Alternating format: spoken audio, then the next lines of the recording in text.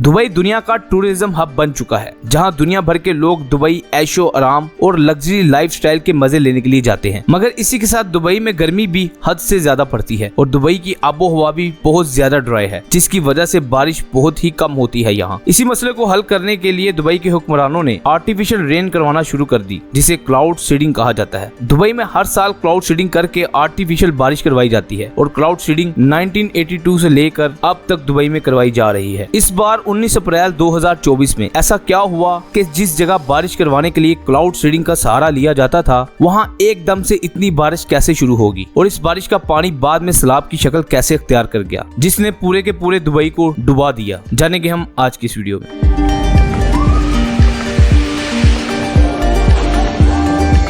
Video को शुरू करने से पहले हमारे लिए ये जानना जरूरी है कि ये क्लाउड सीडिंग क्या होता है और इसे कैसे इस्तेमाल करके आर्टिफिशियल बारिश करवाई जाती है। तो चलिए जानते हैं। जमीन पे मौजूद दरियाओं नदियों का पानी जब भाप बनकर ऊपर जाता है तो वो बादलों की शक्ल में बन जाता है और वाटर के ड्रॉपलेट्स इस बादल के अंदर जमा होने लग जाते हैं। और जब बादल में मौजूद वाटर ड्रॉपलेट्स इतने भारी हो जाते हैं कि बादल इनको अपने अंदर नहीं रख सकता, तो तब ये वाटर ड्रॉपलेट्स नीचे जमीन पे गिरते हैं, जिसे हम बारिश कहते हैं। मगर मिडिल ईस्ट एक ऐसा खिता शुरू से रहा है जहां बारिश बहुत ही कम होती है और इसका रेनफॉल रेट बहुत ही ज्यादा कम है, जो कि दुबई के लिए एक बहुत ही बड़ा मसला था। मगर यूएई ने 1990s में अपना पहला क्लाउड सीडिंग प्रोग्राम शुरू कर दिया और तब से लेकर आज तक यूएई जब मर्जी अपनी मर्जी के मुताबिक बारिश करवाता है। इस सब प्रोसेस में बादलों के ऊपर मुख्तलिफ सॉल्ट्स यानी सिल्वर आयोडाइड और पोटाशियम आयोडाइड को रिलीज किया जाता है एयरक्राफ्ट के जरिए, जिसके बाद इन बादलों में मौजूद वाटर ड्रॉपलेट्स इन साल्ट्स के साथ मिलकर क्रिस्टल की शक्ल में तब्दील हो जाते हैं और ये आइस क्रिस्टल्स भारी होने के बाद जमीन पे गिरने लगते हैं, जिसे हम बारिश कहते हैं। दुबई अपने पानी के मसले को हल करने के लिए हर साल क्लाउड सीडिंग करवाता है, मगर इस बार जिस मुल्क में सही तरीके से बारिश भी पूरी नहीं होती थी, वहीं इतनी ज्यादा बारिश हो चुकी है कि आज वहां सैलाब आ चुका है। ये बारिश इतनी ज्यादा हुई है कि दुबई एक वक्त के लिए जाम सा हो चुका था। लाखों गाड़ियां, दुनिया के महंगे तरीन घर, होटल्स, शॉप, ऑफिसेज इस बारिश की वजह से पानी में डूब गए। हर तरफ से पानी ही पानी नजर आ रहा था। अगले 5 दिनों तक हर कोई अपने अपने घरों में फंस के रह गया था। दुबई में इस बार बारिश इतनी ज्यादा हुई थी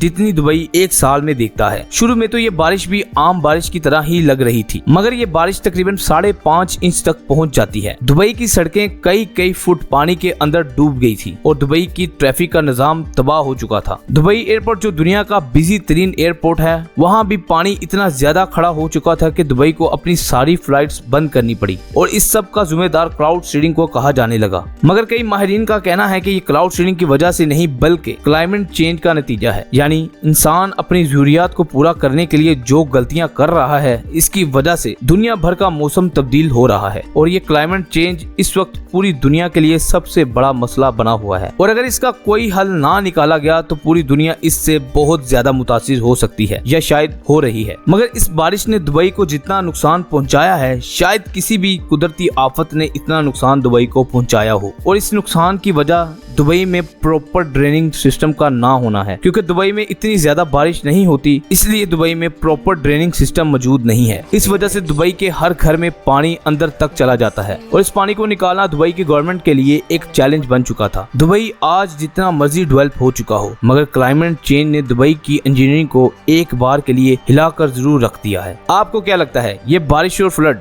क्लाउड सीडिंग का नतीजा है या फिर क्लाइमेट चेंज की वजह से ये सब कुछ हुआ? कमेंट में जरूर बताएं। मिलते हैं नेक्स्ट वीडियो में। अल्लाह हाफिज।